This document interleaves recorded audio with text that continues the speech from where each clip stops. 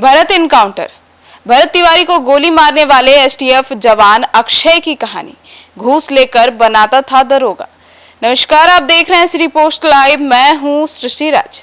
अक्षय 2016 में एसटीएफ में बहाल हो गया।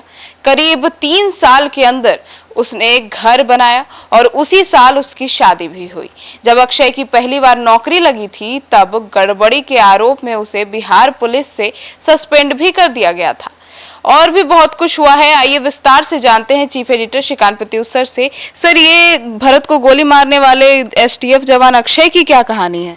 बहुत दिलचस्प कहानी है। उसके गांव वालों के अनुसार बिहार पुलिस में जब वो बहाल हुआ 2016 में, तो उसके बाद गड़बड़ी के आरोप में रिश्वत लेकर दरोगा बनाने का झांसा देने के आरोप में उसे निलंबित भी किया गया था।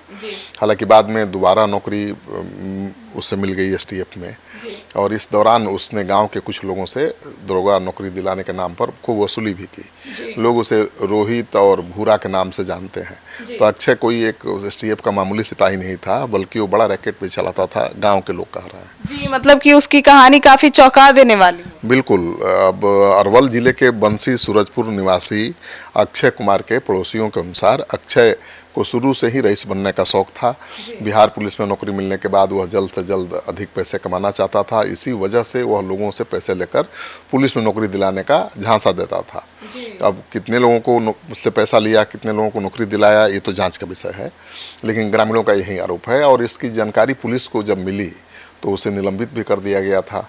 भोजपुर के बिलौटी गांव में 17 जून को भरत तिवारी एनकाउंटर मामले में उसे गिरफ्तार किया गया है, और सबसे पहली गोली उसी ने चलाई थी भरत पर। ये तो खुलासा हमने कर ही दिया था। अक्षय के बारे में गांव के लोगों ने हैरत अंगेज खुलासे भी किया। सर, तो उसके बारे में गांव वालों ने और क्या कुछ कहा? देखिए, कैमरे के सामने तो गांव वाले कुछ बोलने को तैयार नहीं हैं, लेकिन कैमरे के पीछे बहुत कुछ बता रहे हैं। एक तो है कि वो नौकरी दिलाने के नाम पर वसूली करता था, दरोगा बनाने का दावा करता था पैसा लेकर। अक्षय के पिता और बड़े भाई हजारीबाग जिले के रामगढ़ में रहते हैं। पिता राम प्रवेश सिंह रामगढ़ में एक प्राइवेट कंपनी में काम करते हैं, जबकि उसकी मां का निधन हो चुका है। अक्षय के बड़े भाई ने शादी नहीं की है, जबकि अक्षय की पत्नी और बच्चे पटना में ही रहते हैं। 2023 में अक्षय की मां एक हादसे की शिकार हो गई थी। आखिरी बार अक्षय तभी घर गया था, उसके बाद घर ही नहीं गया। उसके घर पर हमेशा ताला ही लगा रहता है। कभी कभी उसके पिता और बड़े भाई गांव आते हैं। जब अक्षय की बिहार पुलिस ने साल 2016 में नौकरी हुई तो घर से बाहर चला गया, और इसके बाद कभी कभी गांव आता था। 2019 में उसने मकान बनवाया। इसी साल उसने शादी की। इसके बाद वो अक्सर पटना में ही रहने लगा, वो गाँव नहीं जाता था। सर, तो ऐसे में अक्षय के पड़ोसी उनसे परेशान भी रहते थे, ऐसा उनका दावा है, और वो पैसे लेकर दरोगा बनाने का झांसा भी देते रहता था। मैंने पहले ही बताया कि पैसे लेकर नौकरी दिलाने का पुलिस में झांसा देता था। और अक्षय के बारे में उसके गांव के पंडित इनके मिश्रा का कहना है कि उस पर आरोप था कि दरोगा की नौकरी दिए जाने के नाम पर पैसा वसूला था। गाँव के लोग कैमरे के सामने तो उसके बारे में कुछ नहीं बोल रहे हैं। अधिकतर लोगों ने कैमरे पर बात करने से इनकार कर दिया। नाम न बताने की शर्त पर गांव के लोगों ने बताया कि अक्षय ने बिहार पुलिस में सिपाही और दरोगा की नौकरी दिलवाने के नाम पर वसूली करता था। नौकरी लगवाने के नाम पर कई लोगों से पैसा भी ले लिया था, और पुलिस ने जब उसकी गड़बड़ी को पकड़ा तब उसे सस्पेंड कर दिया गया था। हालांकि दोबारा अक्षय पुलिस में बहाल हो गया, कैसे गाँव के लोगों को पता नहीं है। वहीं गाँव के लोगों का कहना है कि गाँव के ही रहने वाले एक नौजवान से उसने नौकरी दिलाने के नाम पर पैसा वसूल लिया। नौकरी जब नहीं मिली तो विवाद भी हुआ, लेकिन जब अक्षय उस शख्स को नौकरी नहीं दिला पाया तो रुपए को लेकर विवाद हुआ। युवक ने जब अक्षय से रुपए मांगे तो उसने साफ इनकार कर दिया और अपने पुलिस में होने का दोष जताने लगा। हालांकि बाद में उसने अपने नाम पर खरीदी गई एक ज़मीन का टुकड़ा बेचकर युवक को पैसे भी लौटाए थे। तो मतलब वो रैकेट चला रहा था। अब कितने लोगों को नौकरी दिला पाया, नहीं दिला पाया, तो जांच के बाद पता चलेगा। सर, और ऐसे में अक्षय के गांव में भी बहुत कम दोस्त थे, और गिरफ्तारी के बाद तो हैरान हो गए लोग। लोग हैरान इसलिए हैं कि अब उनका गांव भी बदनाम हो जाएगा।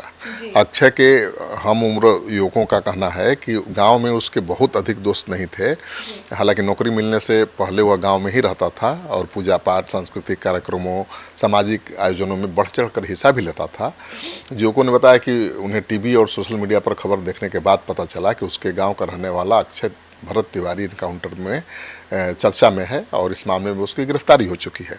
तो उनको विश्वास ही नहीं हो रहा था तो कि उनका अक्षय इतना खूंखार निकलेगा, क्योंकि जब मैंने इनकाउंटर के बाद तत्कालीन थाना प्रभारी राजेश मालाकार का इंट्रोगेशन किया था तो उन्होंने ही खुलासा किया था कि गोली किसने चलाई, अक्षय ही था जिसने पहली गोली चलाई।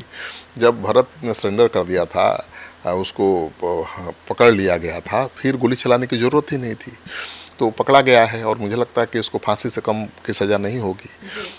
सम्राट चौधरी ने जो वादा किया था भरत के परिजनों से, उसे निभाते हुए दिख रहे हैं और उम्मीद है कि अब जो भी दूसरे आरोपी पुलिस वाले हैं, प्रशासनिक अधिकारी हैं, उनके खिलाफ भी कड़ी कार्रवाई होने वाली है।